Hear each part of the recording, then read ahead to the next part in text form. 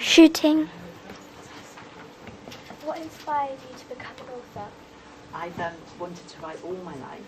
I wrote my first book when I was about 9, about a haunted house in a wood, and I've never stopped reading, and I've never stopped writing. I did want to be a journalist when I was younger.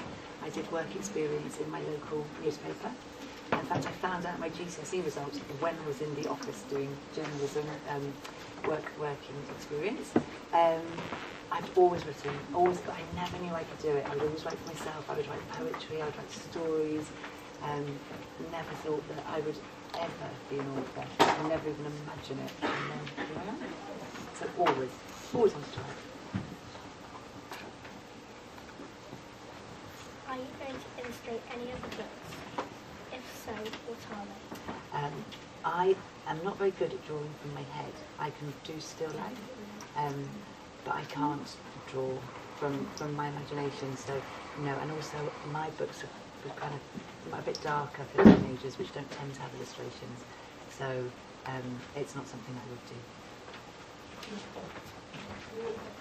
Where did you get the idea for Bookseed? All my books sort of appear to me. Well, what happens is the character appears first, and I don't know anything about them. All I know is they're there, and but with Pearl, I just knew she lived in a cult. She turned up one day and she was looking around corners watching me. I know it sounds strange, but she really was. I was writing another book actually, and she was watching me and she was saying, "Can you write my book instead?"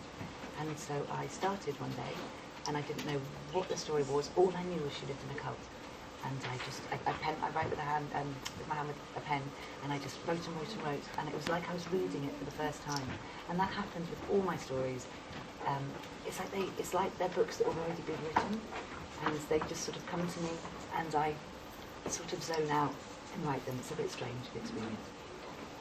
What made you think of the main character in the book Paper Butterflies? Oh, June. I love June. It was exactly the same. Sorry. June was the same as with Pearl. I was writing another book, and June appeared very strongly to me and was saying, "You have to write my story." And I said to her, "I'll write your first page, but you must leave me alone then. And I promise I'll come back, but I have to finish this book."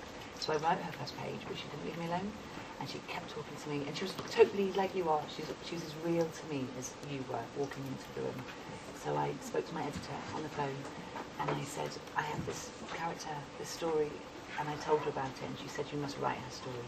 So I forgot the other one, and I started that night, and then I finished under 4 weeks later. The whole story was finished because it was that powerful to me. Are you still going to be an English teacher as well as an author? Oh, do you know, I haven't been a teacher now since my eldest son was born. So I've been out teaching for nearly 15 years, and I specialised towards the end in teaching deaf children. And I would love to work again with hearing impaired children at some point, but I can't see at the moment how I can fit it in because writing is really full time, and I have 3 young boys. So at the moment, no, but I did enjoy it, and it's nice coming around meeting with you lot. When you became an author, were you expecting Bookseed to be as popular as it has? Not in a million years. You know, I wrote this book.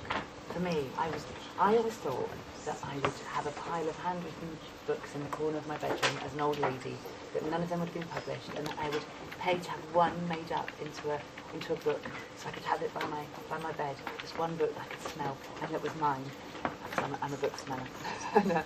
Lots of authors are a bit weird like that. So I never imagined that I'd ever even get published. So to then have a lovely agent and an amazing publisher, and then to have people read my book, and to have people like it and it to be successful I never imagined that could happen. I'm very lucky. Is there any particular reason why the introduction of your books start with toilet scenes? You know, we were talking about this a few minutes ago before the interview, and then that's never been pointed out to me. And I had no idea why. And in the book I'm writing now, there are toilet scenes. So I don't know. I think not many books deal with menstruation, with periods, and I think that's quite an important thing to have in there. But it was never something that I thought, I'll put that in there. I don't know.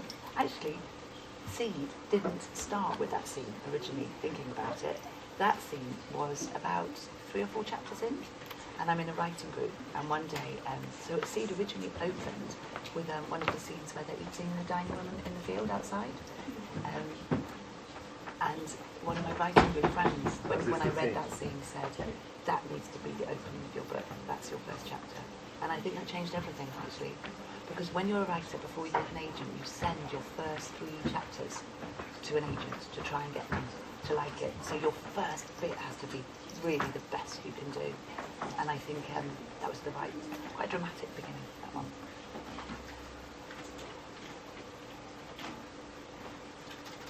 Do you have any fans? If so, how do they react? I have some lovely fans.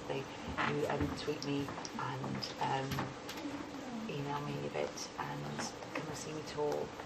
And they're just really lovely. They're very supportive. They read my books and like my books and tell other people about my books. So that feels very special. That's it. Yay, thank you.